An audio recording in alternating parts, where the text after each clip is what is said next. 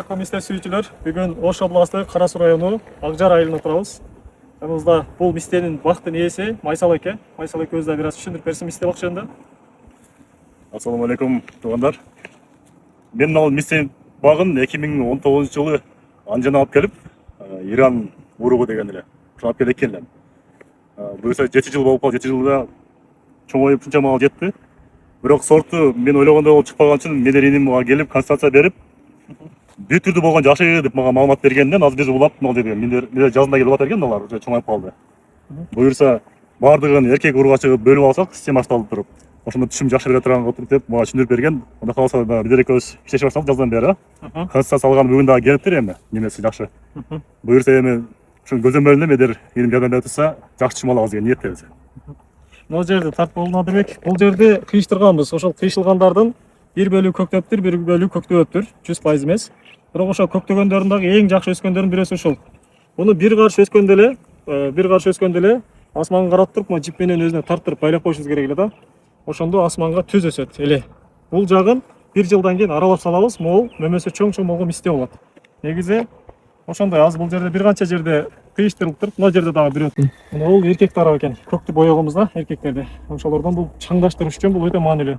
Ошол дарак кийин гүлдөп калганда шамал менен мына жер тегерегиндеги 15 метр радиустагы дарактарды чаңдаштырып берет да. Шамал бул жакта, мына Каратай жактан, Алай жактан келет көбүнчө. Ошол үчүн могу позицияны көбүрөөк алат ушул фокус бул жак дарактарды. Учтарына дагы чаңдаштырганбыз, дарак кыйыштырганбыз. Алар бул жактагыларды. Иши кылса шамалдын багытына карап эркек дарактарды сөзсүз кыйыштырыш керек. Бул эркек тарап экен да, көк менен боелгондор. Кызыл менен боелгондор ургачы. Же боебойбуз, ургачылар көп болгон үчүнчү. Только эркектерин боеп коебуз. Ошол көктөгөнү ошол 1,5 ай мурда кыйыштырганбыз. Муну дагы жибин бошотуп коюшубуз керек. Жакындан бягынан тарт. Кысып коюп турсак, мындан дагы бир тартып койсок.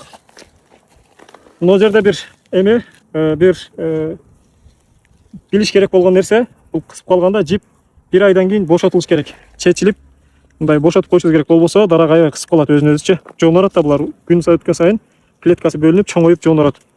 Ошол үчүн бул жипти бошотуп коюшубуз керек. Азыр аны дагы сиздерге дагы, бул байкеге дагы түшүндүрүп атабыз. Кыйыштыргандан кийин 1 айдан кийин бошотулат бул жип. Анан өзүнө тарттырып байлап коебуз буну жиби менен. Натыйжада түз асманды карап өсөт, формасы түз кетет. Ал жер кысып калган, караңыздар, кыйыштырган жери. Даже могу жалбырагын алып көрсөтөлү. Ал жерде Т образды, Т бичир менен кыйыштырган жери. Эми ушуну мына жерде алып туруп эле зигзаг формасында сындырып албай, абайлап туруп бул жака тартып байлап коебуз.